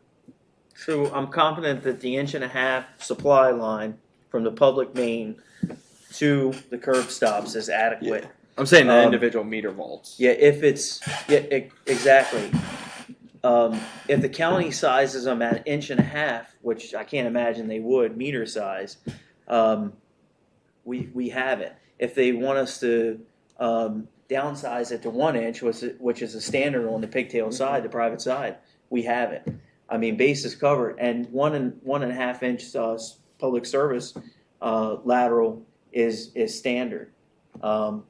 And then, you know, it offers us flexibility in that if we decide, well, 1.5 inch service can supply both apartments, and we want the other 1.5 inch line for fire flow for the sprinkler systems, then we have that flexibility. Okay. So it's a win-win situation.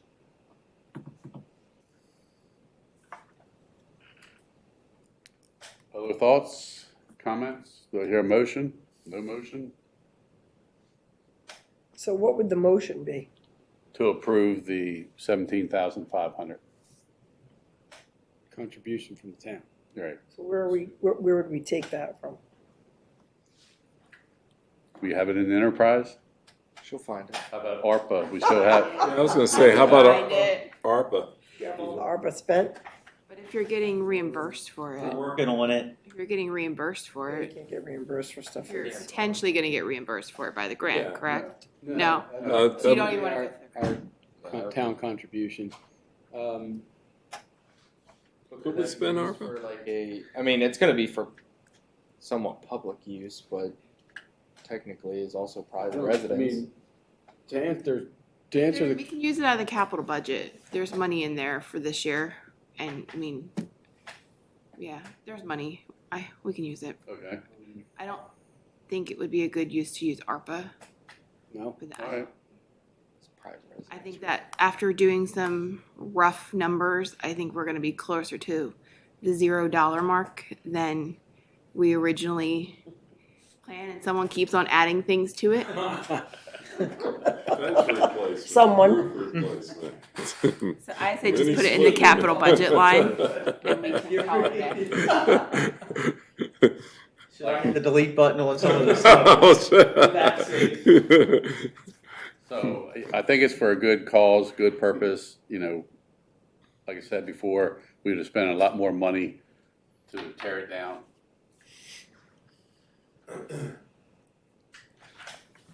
Let me hear your motion. If not, then we'll move on. No motion? I mean, I feel like nobody's saying anything. I'd be willing to make the motion, then we have some discussion. Okay. I'll make that motion. We have a motion. Do I hear a second? I will second. All right. We have a motion and second to spend 17,500 for the 211 renovations. second, Comments, questions? Governor Dave. Okay. So if we spend the 17.5 and we don't get the grant, where are we with? Well, I feel the fire company will move forward one way or the other, but. Okay. I think, Mayor, I think you should do a motion, or the council should do a motion up to 17.5 in case it's under, because it's just a rough number that I provided. It could be cheaper. Answer your question, it'll be done in 2 phases anyway. It'll be public and private. Private comes later. Although it's very Immediate. immediate. Yeah, because it's within right the there. next 2 weeks that should be installed. So the motion is just really committing us if things go the way that we hope they will. Correct. The one question I have, that's a good point, with the public portion happening in the next 2 weeks, how are we handling, are they gonna invoice us separately for that? Separate from the water line project? Should. Yeah, technically they should, yes. We've already approved that. Keep it. Right. Yeah. Well, if the project is going to move forward, regardless of the outcome of the budget or the funding, grant funding, I think it's a good move. All right, all those in So I favor? need to modify the motion to Up say to. up to, Mhm. what is it, 17.5? 17.5. I'll make that modification All motion. right, I'll still second that. All right. And where I was going with this, and Wayne, I don't know what you said to the guy you met with, but, I really feel that the magnitude of this project is gonna be, this project, hopefully when it's done in a year or so, will get and receive local, state, and possibly national recognition. So anybody that's involved with this project will be, part of that recognition. So I think we need to stress that whenever we're talking to any vendors. So I know I will be on my part, so, whatever we get, there's gonna be probably at least 3 or 4 subcontractors. And when we put it out to bid, that I think should be part of the pre-bid meeting, knowing that this type of project is highly unusual anywhere, especially for a small town to provide housing for volunteer firefighters. So I just think they need to know that, I guarantee it'll be recognized on certain levels. And I really think it'll be on a national level as well. So to be part of that and be known that you were part of that, I think prices will come down a little bit. So, all right, all those in favor signify by saying aye. Aye. Aye. Those opposed? So carried. Thank you. Public Works Director updates. Okay, MD 31, water service installations will be complete on the first section of High Street. I don't know why I put Main. There's only 2 services left. They should be complete by tomorrow. And then the guys are going to start working on the 2-inch bypass. All the businesses have been notified. We've been in close communication with those folks to make sure there's no service interruptions and impacts to their business. The water station painting of the interior pipes at Hillside and Mainspring are complete. The exterior painting will begin tomorrow. And then lastly, just trying to figure out, how to spend the ARPA money and making sure that we're not giving it away at the end of the year, giving it back to the federal government. We've been looking at several different projects. So the town manager's called a meeting.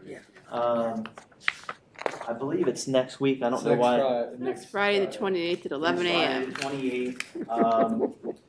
And so we'll be discussing these items and many more, and Dana will provide us with an update. And that wasn't sounding so good earlier. She said we have $0 left, so I don't know if I'm wasting my time here, but here it is. So some of the stuff that we're looking at, the water sewer facilities, are fence replacements at some of the stations, in particularly Atlee Ridge. We had in the capital long-term budget planned on the replacement of that station. It's over 30 years old. Wanted to get a new fence there that was more aesthetically pleasing based on the new park that we applied for grant funding with the basketball court, and there, it seems like it was something else.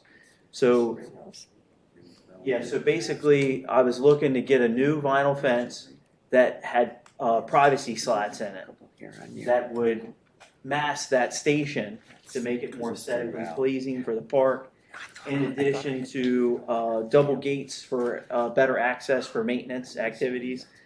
So that's one of the uses of the funds that we're looking at. Roof replacements at some of the town facilities, in particular Atlee, again, the sewer station roof. 3-tab shingles, they're good for 20 to 30 years. They've been on there for 20 or 30 years. So it's time to get that replaced before we have any other leaks. The other thing that we were looking at is mini split units for the water facilities, in particular Hillside and Mainspring. The reason for this is currently there's no temperature control within those facilities. The only temperature control we have is for winter, and basically there's electric heaters that hang from the ceilings there. So we have an issue with condensation on our piping. We have sensitive electronics in the building, and air conditioners act as a dehumidifier, taking moisture out of the air. So I would like to protect our sensitive equipment at those facilities and extend the life of all of our electronics and piping after the new painting and so forth. Wastewater blower systems, looking at a few of those. Part of the Blue Ridge sewer station upgrade, we're going to be putting in a blower system that helps with, it forces oxygen into the wet well. It breaks down grease and detergents, and it really helps our treatment plant out and the processes down there, making sure we meet compliance. The other thing, and this has been on my list for years, generators for the water and well sites. You know, it's unusual that we don't have a generator for Bowersox or Hillside. However, we have one for the pedestal tank at Rail Road. And so naturally, when the standpipe goes down, the water's being pulled to the pedestal tank, in which we can fill with a power outage. But we have no way to refill in a power outage our main water supply. So we need to get a generator for out at Mainspring at least. So we're looking at that. Meter pit installs and water lateral repairs. We started that actually on Lower Main Street. Lower Main Street, we've replaced about 4 meter pits and water laterals. And what we're doing, we're preparing ourselves for future paving on Lower Main Street. So we're not ripping up the street if there's a water lateral issue. Encountered galvanized piping, and we've had several leaks down there. So we're being proactive there to get those taken care of. And then lastly, and this is a wish list, but so potentially we would be interested in a mini excavator with a grapple bucket. We could split the use of that particular piece of equipment between public works maintenance and water sewer. You know, it's really tough to smash down the dumpsters with the tractor, and when people throw things in there that aren't supposed to be in there, we have to jump in there and pull them out. We could use the grapple bucket to resort the dumpsters for bulk trash. We could do in-house repairs. There are several repairs that come to mind that we could do at our wastewater facility, frost-free spigots, and there's work out at Bowersox and the fire trails at our Dennings Roan farm, and we've really put a piece of equipment like that to use. Something else that I looked into, and this is still ongoing, and I'm having trouble getting prices from vendors, is the infamous dumpster area down at Gear. So we're looking at getting prices to put concrete partitions in there, And then basically my thoughts is to eliminate the liability risk and the need for a fence. Because anything that's over 3 foot, you have to have an engineered fence. We could potentially put concrete bins in there, and then we could separate things, grass clippings, limbs, things like that. If we had a grapple, we could pull that stuff out of there, put it in a dumpster and haul it, and eliminate the need for multiple dumpsters. We could also use it for bulk trash events and things like that. And technically, you could even put the dumpsters in there, inside of the bins, and use them like that. And that seems to be a pretty popular idea with the guys and myself as a way to eliminate risk down there at Gear. Have you talked to the guy out on 97? The guy on 97. Where we got the street sweeper from? Oh, no. Does he have one out there? I think he's got something of everything. Yeah. I was just thinking we gave him a sweet sweeper and look what he wants now. Yeah. But anyway, I'm a very good operator when it comes to excavators and backhoes and everything like that. And I'm very fortunate to have a father who has many pieces of equipment. And so over the last, I guess, 5 or 6 years, I've smashed the dumpsters with his backhoe and excavator and done all these things. And now that he's retired, he's getting irritated when I take his equipment and he has a job lined up, and then I have his piece of equipment. So again, this is just a wish list, but issue. Wayne's dad is mad. help me mend my father-son relationship. The next thing, snow removal equipment for the 2023 Ford truck. That's a potential ARPA fund purchase, if there's any money left after the excavator. And then lastly, the 2013 John Deere 4x4. It's a snowplow tractor. Maybe potentially replacing that. It's getting some age on it.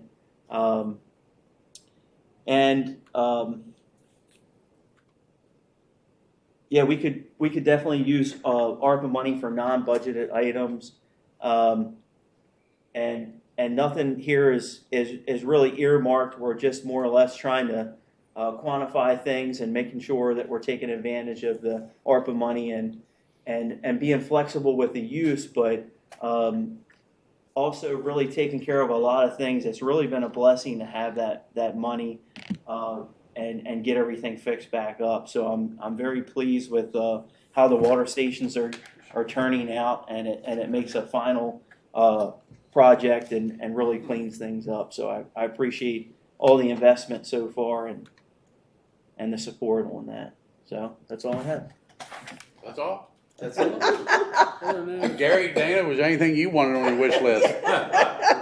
He's got it covered. They want to keep. All right. Anybody have anything else?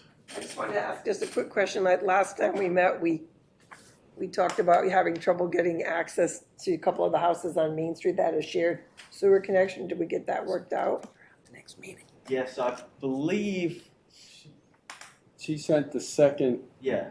we sent out the second batch of letters, both regular and certified, and did door hangers. I don't know if we've heard back from anybody, either one on that.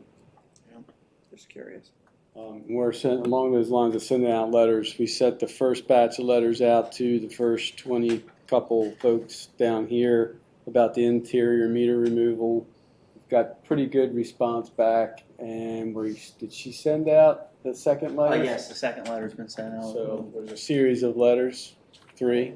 So while I have you here, worst case scenario, we send out 3 letters to folks about interior meter removal. Mm-hmm. The third letter includes a waiver that they sign releasing the town of any liability of that interior meter. They've been given 3 options to get it removed. Worst case scenario, none of them, they don't do anything. Are we good liability wise? I don't understand the question. All right, we're removing interior meters. Yeah, I know, but Okay. they won't let you in the house. They won't answer the letter or whatever. Yeah, okay, but Saying- let me ask the Okay. question, and then maybe I'll understand and I can find the answer. If they won't let you in the house, the meter just sits in there, right? Right, it sits in there. But there's another way that you are determining how much water they use to bill them. The new one outside. Yes. Okay, so that was the threshold question. And then when you say liability, what liability would there be? Is there still water going through the in-the-house meter? I don't understand the Yeah. technicals. Yeah, so Okay. right now, the interior meters are the town's. Okay, That meter is the town's responsibility, Yeah, inside someone's home. got it. We put the meter vault outside, we move the meter out, if we can read the meter out there, we're sending letters to say, we free of charge, we're taking your meter out of the house. And they don't respond with contact information for our contractor to go in there after the third attempt.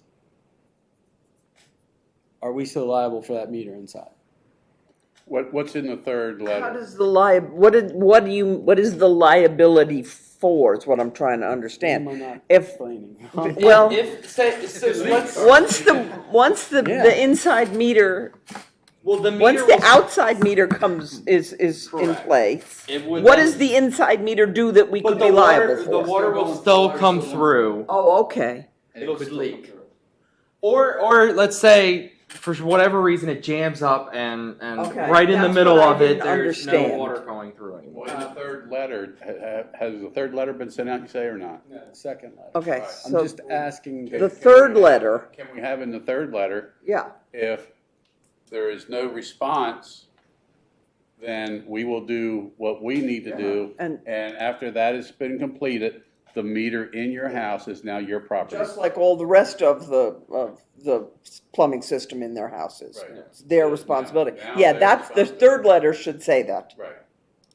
The third letter's not there. And that's where I'm sorry, I just It's all didn't right. know the I apologize. functioning of the Yeah. interior meter anymore. Huh? You're not a plumber? It sounded like the third letter was going to I'd have have more a money if I were a waiver plumber. form in there. But if they don't sign And if they didn't sign the first If they two, they're sign not the going to first sign two, the. they're not signing the last. No, they're not gonna Sign that sign waiver. anything, That's my whole point. but I think the notice that you're on your own is what you wanna have, and make sure you keep track of it. Oh, yeah, Happy okay. metal junk. It's amazing to me how many people actually don't even read their mail. I mean, I've had clients like, I got this bill. No, this is 17th bill you got. We're gonna sell my house for taxes. Well, Nimrod, pay your taxes. All right on that, Gary? This is what happens when you keep me here after 9 o'clock. I have a question. Yeah. Did we ascertain what we're going to do with the July meeting? That's what I was gonna say next. We talked about changing it to July Are we gonna 2nd. need that? I mean, we won't have time enough to turn around for a new council member, I don't think, in that time. Do we have to have a new council member by the next meeting? No, We but- still have a quorum. You don't have to have a new council member.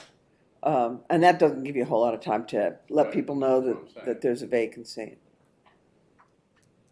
You can't You change the don't need a new meeting. council member to have a meeting, but you have to decide if you're gonna have a meeting. Well, Gary's not gonna be at the work session. And neither am I. Neither Dana or Michelle. Right. So that was why I kinda thought we should either have the second meeting and not the work session or whatever. You know, we can't have, I guess we could not have any meeting at all, but that doesn't make a lot of We sense. could either, the regular council meeting is the day before the 4th, which is a Wednesday. Right. We can We either. talked about moving it to the we can second. do Tuesday, Right. or we can look at doing a combined meeting the following week. Either When we would still be. the 7th, 8th, or, I'm sorry, the Monday, I could 8th do or that. the 9th. Monday. I could do 10th the is an 8th. option, but Dana can't make the 10th I either. could do the 8th. That's it. I'll be out of Lions Club on town. the 10th, I'll be out of town after the 8th. maybe. Okay. You can't make the 15th? You're in North Carolina. Yeah. You fly it. Yeah, I'm out. How about the 17th? I'm in Tennessee. I'm off the whole, The whole wait a week. minute. I'm off the week of the, I guess it's the 15th is my. Well, I mean, did anybody want, is anybody leaving town on the 3rd? Or would I'm like not, to? I'm not gonna be here on the You're not- 3rd. You're not gonna be here on the 3rd. So you wouldn't have a quorum, right? Because she No, wouldn't be you here. can still have 3. We'd have 3. All right, we'll have town council meeting on the 3rd. Why can't we change it to the 2nd? What's the reason? Tuesday the 2nd? Yeah, Does that suit everybody? Yeah, works. Then we can give the staff the night off before the holiday. All right, All right, Tuesday, so second? Tuesday the 2nd. all right. Sounds good to me. I make a motion that we close this meeting. No, you adjourn the meeting. Whatever, get out of here. Whatever it takes. Did somebody second it? I'll second it. I have a motion and a second to adjourn the meeting. All those in favor, signify by saying aye. Thank you, everybody. Good meeting. Hard work. So Wayne,